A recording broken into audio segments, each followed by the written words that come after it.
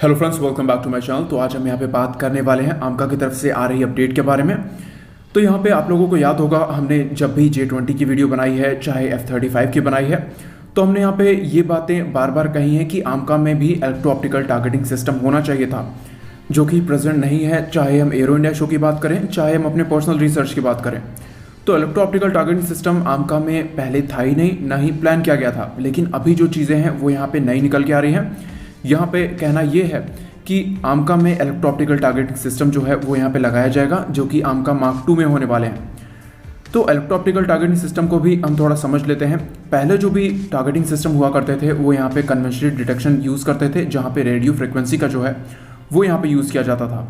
लेकिन अब जो है, यानी कि जो नेक्स्ट जनरेशन वॉरफेयर है, वहाँ पे यूजुअली जो चीज़ें हैं वो यहाँ पे स्टेल्थ पे आ गई हैं। तो चाहे ग्राउंड टारगेट्स हों या फिर नेवल टारगेट्स हों या फिर एरियल टारगेट्स हों, इन तीनों ही जगह स्टेल्थ का भरपूर यूज़ किया जा रहा है। लेकिन इन सभी जगहों से हटकर हमें जो रेडार्स है उन्हें तो स्ट्रॉन्ग करना ही है, लेकिन इसके अलावा जो इलेक्ट्रो ऑप्टिकल टारगेटिंग सिस्टम है, जिसको आप खुद को स्टेल्थ रखकर जो है वो यहाँ पे ट्रैक कर सकते हो, उनकी भी यहाँ पे ज़रूरत है। जैसे कि आजकल के जैसे F35 हो गए, तो यहाँ पे मिसाइल अप्रोचिंग वार्निंग सिस्टम हो गए, या फिर रेडार वार्निंग रिसीवर हो गया, या फिर इलेक्ट्रॉनिक सपोर्ट मेजर्स हो गए। तो इन सब सिस्टम्स के ही एक छोटे पार्ट हैं, यानी कि आप कह सकते हो ये सारे जो सिस्टम हैं ये मिलकर काम करते हैं।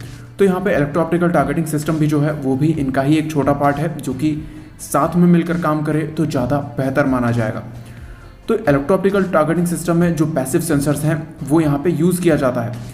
पैसिव सेंसर्स में आप जो एयरक्राफ्ट है उसको खुद को एनॉनिमस तरीके से रहकर भी डिटेक्ट कर सकते हो, यानी कि जो एनिमी एयरक्राफ्ट है उन्हें ये नहीं पता चलेगा कि आपने उन्हें लॉक किया हुआ है या फिर आप उन्हें ट्रैक कर रहे हो।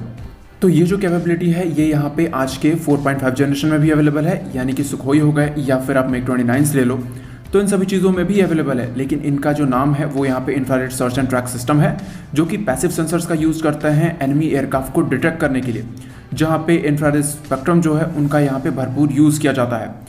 तो ये जो सिस्टम्स हैं ये बेसिकली अगर एयरक्राफ्ट पे लगाए जाते हैं, चाहे अगर 5th जनरेशन एयरक्राफ्ट पे लगाए जाएँ, तो यहाँ पे जो ड्रैग है वो थोड़ा बहुत जनरेट करेंगे। लेकिन 5th जनरेशन फाइटर जेट पे थोड़ा सा भी जो ड्रैग है, अगर वो यहाँ पे निकल के आता है तो वो यहाँ पे स्टेल्थ जो एयरक्राफ्ट है, यानी कि स्टेल्थ कैरेक्टरिस्टिक्स को कॉम्प्रोमाइज़ कर देगा।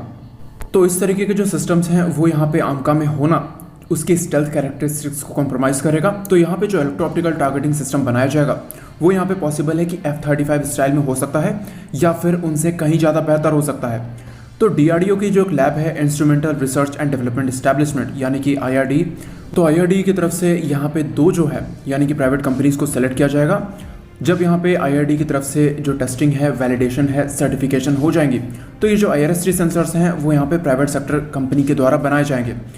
तो IRD के इलेक्ट्रो ऑप्टिकल टारगेटिंग सिस्टम में यहाँ पे जो कुछ चीज़ें हैं वो यहाँ पे होने वाली हैं, यानी कि थर्मल इमेजर हो गए, CCD कैमरास हो गए, लेज़र इल्यूमिनेटर्स हो गया, बीम जनरेटर हो गए, या फिर लेज़र रेंज फाइंडर्स हो गए।